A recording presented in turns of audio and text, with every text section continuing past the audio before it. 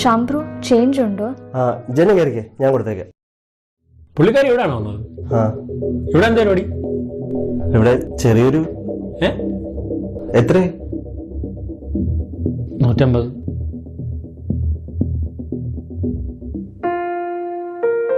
ഷാമേ, കുഞ്ഞു കരയുന്നതിന് മുമ്പ് വേഗം വാ, കേക്ക് കട്ട് ചെയ്യാം. എടി, അവനെയും കൂടെ ഒന്ന് വിളിക്കാല്ലേ? മനുഷ്യന്റെ വായിലിരിക്കുന്ന കേക്കല്ലേ? നീ വന്നേ.